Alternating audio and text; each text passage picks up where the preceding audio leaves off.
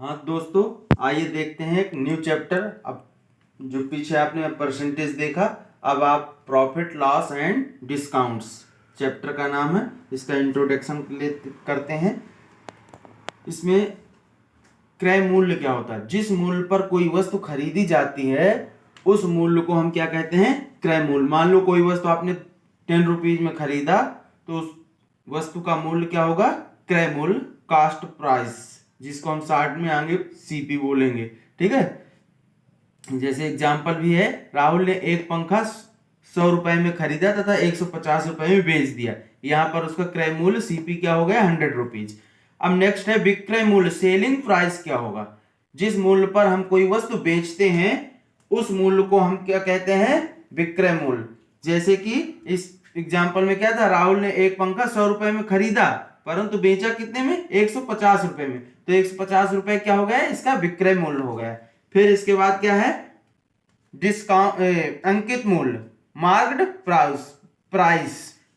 यह वह मूल्य है जिस मूल्य पर कोई वस्तु या उसके पैकेट पर जो मूल्य उसके पैकेट पर या कोई वस्तु पर लिखा रहता है उसे क्या कहते हैं? अंकित मूल्य या मार्क्ड प्राइस। जैसे किसी साबुन के पैकेट पर लिखा गया प्राइस, क्या लिखा रहेगा? Price RS 10 rupees included of all taxes. अर्थात अंकित मूल्य 10 रुपए है, इसे सूची मूल्य भी कहा जाता है। फिर नेक्स्ट है प्रॉफिट अर्थात लाभ। जब किसी वस्तु का विक्रय मूल्य क्रय मूल्य से अधिक हो, ऐसी स्थिति में हमें क्या होगा? लाभ होगा। अर्थात किसी पुस्तक को 7 रुपीज में खरीदा और 9 रुपीज में आपने बेच दिया तो उसका लाभ क्या होगा? 9 - 7 = 2 रुपए। नेक्स्ट है लॉस। जब किसी वस्तु का विक्रय मूल्य क्रय मूल्य से कम हो, आपने कोई वस्तु खरीदी 10 रुपए में, अब बेच दी उसे 8 रुपए में, तो आपको हानि होगा ना। तो एग्जांपल देखिए, किसी व्यक्ति ने एक किताब को 50 रुपए में खरीद कर 40 रुपए में बेच दिया, अर्थात हानि क्या होगी? 50 - 40 = 10 रुपए। इसके बाद क्या है? ओवरहेड एक्सपेंडिचर, अपरिव्यय। यह वह व्यय है जो किसी व्यापारी को किसी वस्तु के क्रय मूल्य के अतिरिक्त वहन करना पड़ता है।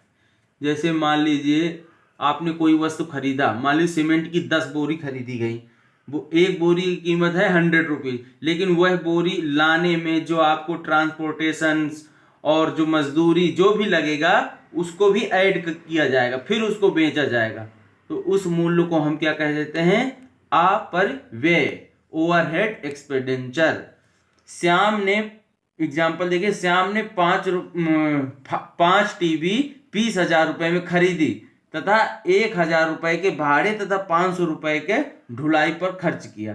तो उसका अपरिव्यय क्या होगा? 1,000 + 500 = 1,500 रुपए। इस लागत या क्रय पर, इसे लागत या क्रय पर जोड़ दिया जाएगा। ठीक है। नेक्स्ट है डिस्काउंट अर्थात बट्टा। किसी वस्तु के अंकित मूल्य पर जो छूट दी जाती है उसे क्या कहते हैं? बट्टा कहते हैं। जैसे एक साड़ी की कीमत 200 रुपए है तथा उसे 20% छूट पर बेची जाती है तो बट्टा क्या हुआ? 20%। ठीक है। जो भी छूट देते हैं उसे क्या कहते हैं? डिस्काउंट अर्थात बट्टा। इसके कुछ इंपॉर्टेंट टिप्स हैं, देख लीजिए। प्रतिशत लाभ या हानि की गणना हमेशा हम किस मूल्य पर करेंगे? क्रय मूल्य पर। था जिस मूल्य पर कोई वस्तु खरीदी जाती है उसी पर लाभ और हानि की गणना की जाएगी। बट्टा या छूट हमेशा अंकित मूल्य पर ही दी जाती है। कमीशन प्रायः विक्रय मूल्य पर दिया जाता है। जिस मूल्य पर कोई वस्तु बेचोगे उसी मूल्य पर तुम कमीशन दोगे। जब बट्टा या छूट नहीं दी जा रही हो तो अंकित मूल्य ही विक्रय मूल्य होता है। कुछ महत्वपूर्ण इंपॉर्टेंट फार्मूले हैं, इनको नोट कर लीजिए। क्रय मूल्य CP, विक्रय मूल्य SP - लाभ P। ये CP क्या होता है, SP क्या होता है? ठीक। सेलिंग प्राइस क्या होता है? विक्रय मूल्य होता है। ठीक है।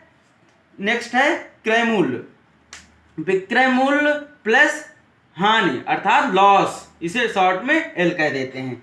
लाभ P अर्थात प्रॉफिट बराबर विक्रय मूल्य माइनस क्रय मूल्य, हानि बराबर क्रय मूल्य माइनस विक्रय मूल्य।